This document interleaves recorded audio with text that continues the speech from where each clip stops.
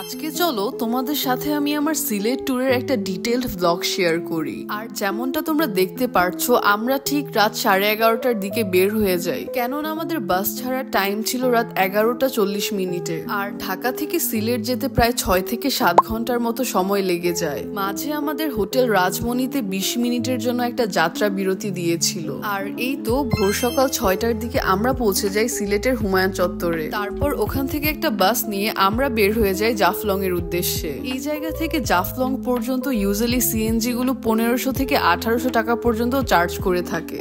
So আমি suggest করব বাসে যাওয়াটাই বেটার অপশন। আর এতটুকু আসতে প্রায় আমাদের 2 ঘন্টার মতো সময় লেগেছিল, কিন্তু বাইরের দৃশ্যগুলো এত সুন্দর ছিল তাই এই জার্নিটাকেও আমি অনেক এনজয় করেছি।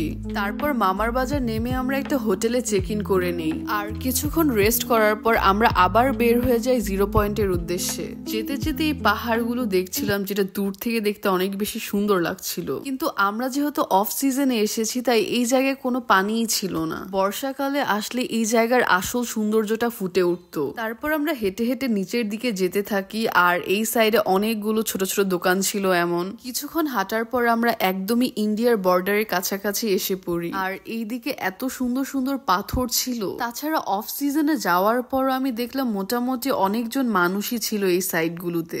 আর ভাই এত ঠান্ডা পানি ছিল এই জায়গায়, নেমে তো আমার অবস্থা পুরাই কাহিল হয়ে গেছিল। তারপর এই জায়গা থেকে একটা নৌকা নিয়ে আমরা অপর সাইডে চলে যাই। আর আমরা যেহেতু 4 জন ছিলাম তাই আমরা নৌকার একটা প্যাকেজ নিয়েছি, যার মধ্যে ওরা যাওয়া আসার নৌকা আর অটো প্রোভাইড করেছিল। বাট প্রাইস অনুযায়ী এটা আমার বেশি একটা ওয়ার্থ ইট মনে হয়নি। যাই হোক, এরপর আমরা টোকেন নিয়ে উপরে চলে যাই অটোতে ওঠার জন্য। আর এই জায়গায় বেসিক্যালি কিছু স্পট ছিল একসাথে, যেমন খাসিয়াপল্লী, জমিদার বাড়ি, চা বাগান। আর আশেপাশে এগুলো দেখতে দেখতে আমরা চলে যাই আমাদের প্রথম স্পটে, যেটা হচ্ছে চা বাগান। আর ঢুকতেই নজরে পড়লো এই চায়ের দোকানগুলো। ওরা এই জায়গায় বিভিন্ন ধরনের চা সেল করছিল।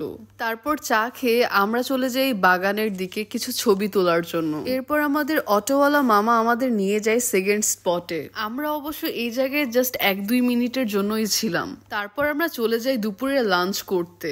আশেপাশে খাওয়া দাওয়ার আর কোনো জায়গা ছিল না, তাই আমরা এই জায়গায় লাঞ্চ করে নিই। আর আমরা নিয়েছিলাম পাহাড়ি মুরগি আর পাহাড়ি হাঁস। খাওয়া দাওয়া শেষ করে আমরা আবার নৌকায় করে জিরো পয়েন্টের দিকে রওনা দেই। এতক্ষণে সূর্যটাও প্রায় ডুবে যাচ্ছিল। আর ট্রাস্ট মি, এত বেশি সুন্দর লাগছিল তখন আকাশটাকে দেখতে। এরপর আমরা আবার হোটেলের দিকে ব্যাক করা স্টার্ট করি। মাঝে দেখলাম এই দোকানে 7 রঙের চা সেল করছিল। দেন আমরা ফাইনালি হোটেলে ব্যাক করি। আর সেকেন্ড দিনের ব্লগ তোমরা পার্ট 2 তে দেখতে পারবা। So stay tune for part 2।